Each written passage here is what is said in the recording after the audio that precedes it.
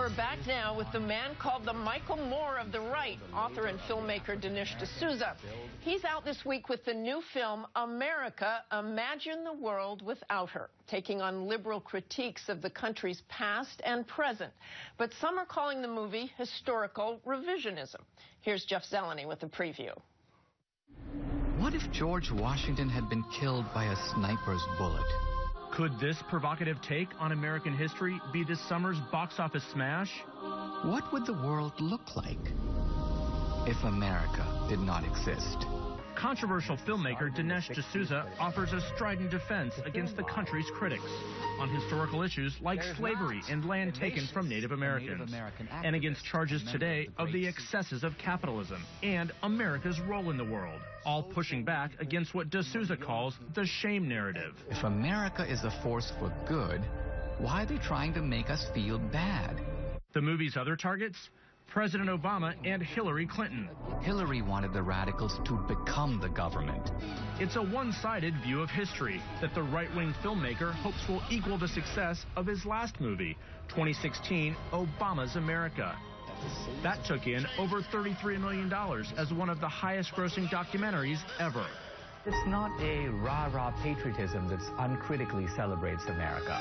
On this Independence weekend, a controversial look at America. New fireworks for the old partisan divide.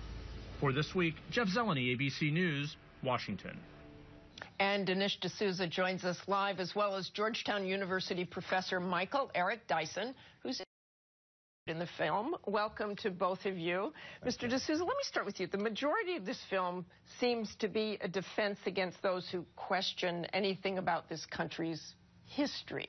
Don't you have to look back, especially at something like slavery, acknowledge what happened before you can move forward? Absolutely. And actually, in the beginning of the film, we have numerous critics of America, you included, Noam Chomsky, a Native American activist, and we lay out the case against America very passionately and without me making any defense.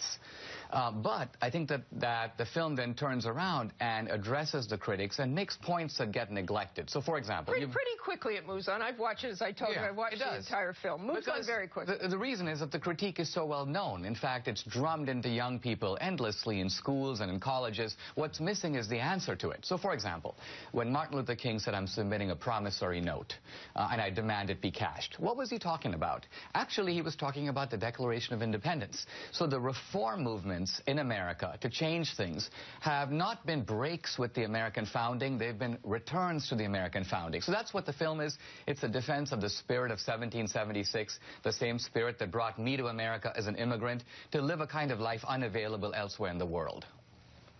Well, look, to say that there's not a discontinuity between Martin Luther King Jr. and the larger American compact and project is absolutely right. The problem is it's not the left that said that. It's not progressives that have made that claim. It's people on the right. Now, they'll make an exception for Martin Luther King Jr., but those of us who are critics of the American state don't believe that America is a nation doomed to its own, hoisting its own petard. We're saying that, look, if you love America, as James Baldwin said, he said, "I love America more than any other nation on this world. Therefore, I reserve the right to criticize her relentlessly."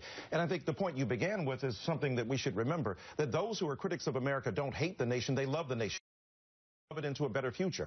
Martin Luther King Jr. said the night before he was murdered, "America, be true to what you said on paper. If the litmus test of authentic patriotism is the commitment to an ideal and a goal that furthers the conversation about all people participating equally, then that's the kind of conversation we have." He shouldn't be demonized, or others who succeed in his, who are successors to him should not be demonized for their questioning. Professor, I want to move on quickly because we don't have too much time on this. At the end of your film, you make a turn to politics more directly, and you essentially have a conspiracy theory about Hillary Clinton and Barack Obama turning this nation into a socialistic nation, something you said started when Hillary Clinton was in college.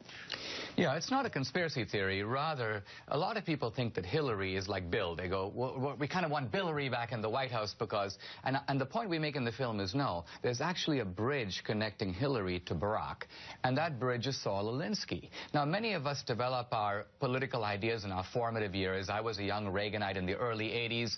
Obama talks about standing at his father's grave and having a sort of moment of revelation. Hillary met Saul Alinsky in high school. She brought him to Wellesley College. She wrote her thesis on him. So we're not inventing a connection between Alinsky and Hillary. The connection is well documented. What we show in the film is rare footage of Professor Alinsky. Dyson, just quickly, we have about 30 more seconds. Well, here's the reality. Yes, she has interpreted and interpolated Alinsky, but she's not given the suspicions of Mr. D'Souza, somebody who's trying to bring down American government. She's trying to make that rare act of a politician in public, to bring ideas to bear upon the forces that prevail, that help the nation become its best self, and to work against the demons that are bespeaking, if you will, a negative impact on America. So Alinsky, in terms of his impact on Obama and Hillary Clinton, I'm sure the Alinskyites would say it's barely discernible now in their political lives. Thank you both.